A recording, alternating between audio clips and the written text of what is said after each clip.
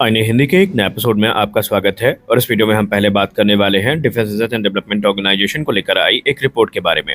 हम सब एक बात भली भांति जानते हैं कि जो डायरेक्टेड एनर्जी वेपन सिस्टम है, जिनको आप लेजर वेपन भी कहते हैं, ये भविष्य में सबसे ज्यादा यूज किए जाने वाले वेपन सिस्टम्स में से एक होंगे और भारत भी इस क्षेत्र में उल्लेखनीय कार्य कर रहा है। इसी बीच defence research and development organisation से एक बड़ी रिपोर्ट सामने आई है, जहां पर डीआरडीओ ने 300 किलोवाट के high power laser weapon system के काम को शुरू कर दिया है, जहां पर वो एक ऐसा वेपन सिस्टम इंजीनियर कर रहे हैं जो कि मेल कैटेगरी के जो ड्रोन्स हैं उनको तक डिस्ट्रॉय कर पाएगा। दरअसल ये जो 50 से लेकर 70 सेंटीमीटर की जो बीम डायरेक्टिंग टेलीस्कोप होती है, बेसिकली ये प्रिसीजन टारगेटिंग के लिए यूज़ की जाएगी। और ये जो डायरेक्टेड एनर्जी मार्बल है, इसको इस प्रकार से डिज़ाइन किया जा रहा है कि जो एरियल थ्रेट्स जिसमें ड्रोन और मिसाइल्स हैं, इनको ये एक लंबी दूरी से ही डिस्ट्रॉय कर पाएगा और ये भारत के लिए काफ़ी महत्वपूर्ण है। मीडिया रिपोर्ट्स की बात माने तो डीआरडीओ के centre for high energy system and sciences, जिसको हम चेस के नाम से जानते हैं, इन्होंने ऑलरेडी एक रिक्वेस्ट फॉर इन्फॉर्मेशन को इशू कर दिया है, जहां पर वो क्वालिफाइड डेवलपमेंट पार्टनर्स की तलाश कर रहे हैं, जिनके साथ मिलकर के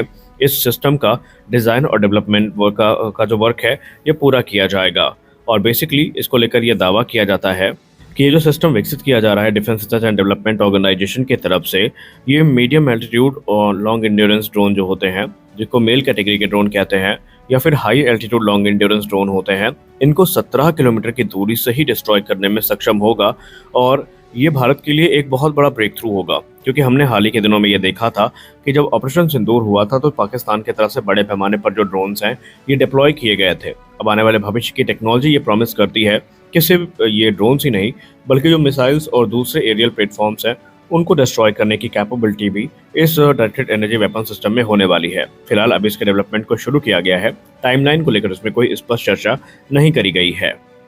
भारत में ब्राजील के जो एम्बेसडर हैं, उन्होंने CC90 मिलेनियम डील को लेकर एक बहुत बड़ी अनाउंसमेंट करी है। बियॉन को 30 सितंबर को दिए गए अपने इंटरव्यू के दौरान जो एम्बेसडर हैं भारत में ब्राजील के, जिनका नाम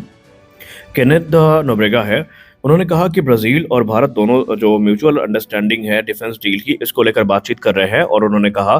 कि हम भारत से ठीक उसी अमाउंट पर जो डील है वो करेंगे जितने अमाउंट के डिफेंस प्रोडक्ट भारत ब्राजील से खरीद रहा है। फॉर एग्जाम्पल उन्होंने कहा कि जितने कीमत का डिफेंस के जो प्रोडक्ट है, जिसमें बेसिकली C90 मिलेनियम है, ये भारत ब्राजील से खरीदेगा, उतने ही लागत के जो डिफेंस इक्विपमेंट्स हैं वो ब्राजील भारत से खरीदने वाला है। उन्होंने कहा कि इसमें भारत के साथ 40 से 80 जो C90 मिलेनियम है इनको लेकर बातचीत की जा रही है, जो कि एक multi mission tanker transport aircraft है। और भारत भी इस तकरीबन 12,000 करोड़ रुपए के टेंडर को लेकर आगे बढ़ रहा है। यहाँ पर इसकी जो पेलोड कैपेसिटी है वो 26 टन की है और ये अलग अलग रोल को पूरा करने में सक्षम है। इसके अलावा उन्होंने ये भी कहा कि हम भारत के जो डिफेंस इक्विपमेंट है, जिसमें आकाश एयर डिफेंस सिस्टम, ब्रह्मोस, तेजस मार्क 1A और इसके अलावा जो LCS प्रचंड जैसे हेलीकॉप्टर है, इसको लेकर काफ़ी इंटरेस्टेड है। आपको याद दिला दें कि ये पहली बार नहीं था जब ब्राज़ील को लेकर ऐसी रिपोर्ट सामने आई हो। 2024 में इसको लेकर काफ़ी आर्टिकल देखने को मिले थे और ये आर्टिकल हमें सिर्फ जो है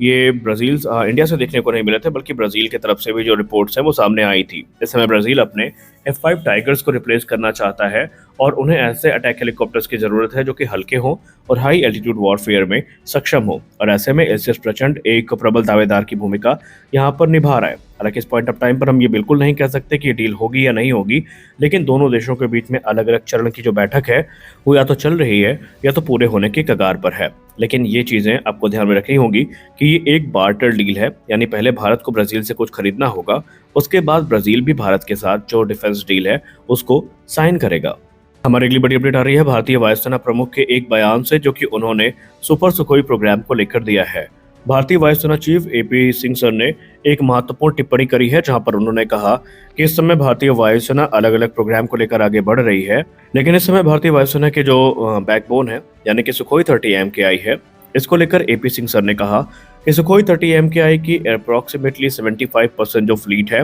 इसको फॉर्मेडेबल जो सुपर सुखोई अपग्रेड है वो मिलने वाले हैं, जहां पर इनकी कैपेबिलिटी पूरी तरीके से ट्रांसफॉर्म होंगी और भारतीय वायुसेना की सभी रिक्वायरमेंट को पूरा करने में ये सक्षम होंगे। वहीं इनके सर्विस लाइफ को भी एक्सटेंड किया जाएगा तब तक जब तक कि advance medium combat aircraft Bharat के पास उचित संख्या में नहीं आ जाते हैं। अब अगर हम बात करें सुपर सुखोई प्रोग्राम की, तो इनिशियल तकरीबन 48 यूनिट्स के लिए जो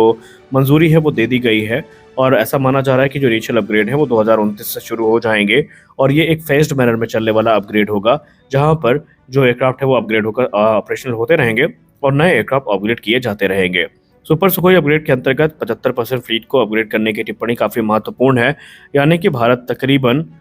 200 से 204 एयरक्राफ्ट को अगले कुछ दशकों तक अपग्रेड करने वाला है और इसमें उन्हें gallium nitride based Virupaksha radar देखने को मिलेगा, जो कि उनके डिटेक्शन रेंज को 300 किलोमीटर तक बढ़ा देगा। एआई ड्रिवन मिशन कंप्यूटर्स देखने को मिलेंगे, एडवांस इलेक्ट्रॉनिक वॉरफेयर स्वीट देखने को मिलेंगे और ब्रह्मोस एनजी जैसी घातक मिसाइल्स देखने को मिलेंगी। अस्त्र और रुद्रम सीरीज की मिसाइल्स देखने को मिलेंगी और इसके लिए जो वैल्यू है आगे चल के वो और भी ज़्यादा बढ़ सकती है। हालांकि सुपर सुखोई जो है ये ऑलरेडी ऐसा माना जाता है कि ये एडवांस एयर सुपियोरिटी मिशन को एग्जीक्यूट करने में सक्षम होंगे, डीप स्ट्राइक मिशन को कर पाएंगे और मैरीटाइम ऑपरेशंस में भी इनका जो रोल है वो काफ़ी महत्वपूर्ण होने वाला है। यानी कि भारतीय वायुसेना प्रमुख ने यह स्पष्ट कर दिया है कि सुपर सुखोई का सफर इतनी आसानी से खत्म नहीं होगा, बल्कि एक लंबे अरसे तक इन्हें भारतीय वायुसेना की सर्विस में अभी सर्व करना पड़ेगा और ये चीज़ें काफ़ी अच्छी भी हैं। हमारे लिए बड़ी अपडेट आ रही है डसाल्ट एविएशन को लेकर के। डसाल्ट एविएशन को लेकर आज भारतीय वायुसेना प्रमुख ने काफ़ी कुछ टिप्पणी करी है, उस पर हम शाम की डिफेंस न्यूज़ की वीडियो पर चर्चा करेंगे।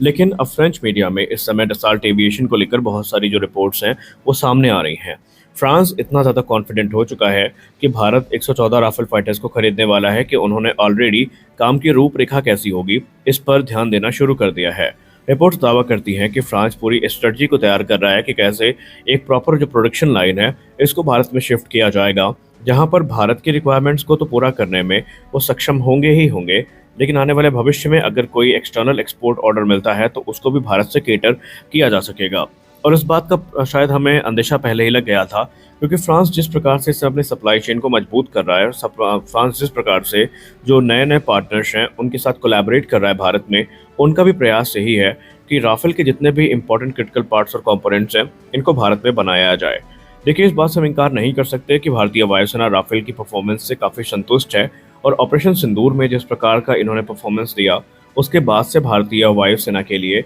ये और भी ज़्यादा चहेते बन गए हैं। अब इसमें सवाल ये उठता है, अभी भी जो कंट्रोवर्शियल है काफ़ी, और डिफेंस कम्युनिटी में लगातार ये प्रश्न पूछा जा रहा है कि हम आखिरकार राफेल F4.1 की तरफ ही क्यों जा रहे हैं। क्या ये पॉसिबल नहीं है कि हम सर्टेन नंबर्स में F4.1 को कंसिडर करें? अब क्योंकि 2030 के दशक से ही इनकी डिलीवरी शुरू होनी है और 2030 के दशक में ही राफेल F5 स्टैंडर्ड आना है, तो क्या हम ऐसा नहीं कर सकते कि इनको दो भाग में हम स्प्लिट कर दें? पहला भाग वो राफेल F4.1 और दूसरे भाग में हमें राफेल F5 स्टैंडर्ड देखने को मिले, क्योंकि यदि ऐसा अगर हो जाता है तो भारत इसमें काफ़ी बेनिफिट में होगा। लेकिन इस बात को हम इनकार नहीं कर सकते कि फ्रांस काफ़ी तेज़ी के साथ काम बढ़ा रहा है और आने वाले भविष्य में राफेल फाइटर्स अगर डील फाइनलाइज होती है तो इनका निर्माण भारत में होता अब दिखाई पड़ेगा। अब यहाँ पर देखना यह है कि भारत का अंतिम निर्णय क्या होता है, क्योंकि काम काफ़ी तेज़ी के साथ आगे बढ़ रहा है। इस वीडियो में बस इतना ही, मिलते अगले वीडियो में, तब तक के लिए जय हिंद।